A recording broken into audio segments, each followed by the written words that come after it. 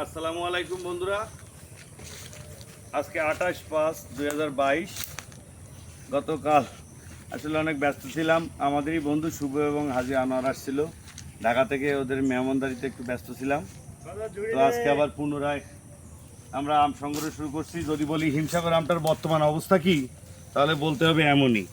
এই আমটা আসলে মনে করো গাছে অর্ধেক আম পেকে গেছে, অর্ধেক আম গাছে পেকে গেছে। এই আমগুলোর অবস্থা এমন হয়ে গেছে, এগুলো এখন যদি আজকালের ভিতর পেড়ে না ফেলি তাহলে আমগুলো আর থাকবে না আমার জন্য, পশু পাখিতে খেয়ে ফেলবে। গাছের তলায় পড়লে সে আম জানো তোমাদেরকে পাঠানো যায় না। এই জন্য যারা হিমসাগর আম অর্ডার করতে চাও অতি দ্রুত করো। আজ এবং কাল 2 দিনের ভিতরে আমি চেষ্টা করবো আমার হিমসাগর আম সব প্রায় কালেকশন করতে।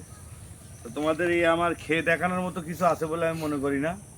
আমি আর খেতে পারবো না, আমার সুগার লেভেল আসলে অনেক হাই হয়ে গেছে। তোমাদের আম খাওয়া দেখাতে দেখাতে আমি পারবো না তোমাদেরকে দেখাতে। এই যা আছে এই, তোমরা যারা এখনো অর্ডার করোনি, হিমসাগরের আজকে সারা দিন অর্ডার চালু থাকবে। তো তোমরা চুরিটা নাও, তোমরা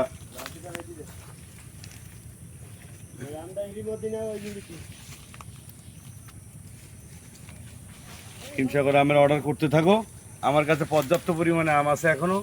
আজকে তোমরা সারাদিন যত বন্ধু অর্ডার করবা তোমাদেরকে আম দিতে পারবোই পারবো আমি, ইনশাআল্লাহ তোমাদের আম দিতে পারবো না।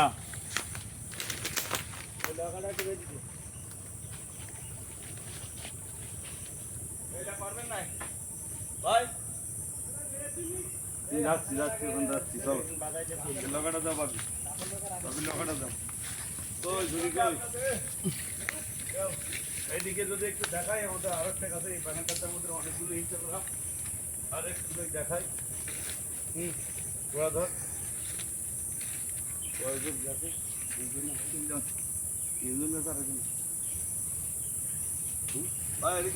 এই যে দেখো প্রত্যেকটা গাছে একই রকম অবস্থা, প্রত্যেকটা গাছে আম পেকে কি একটা অবস্থা হয়ে গেছে, এটা যাতা অবস্থা।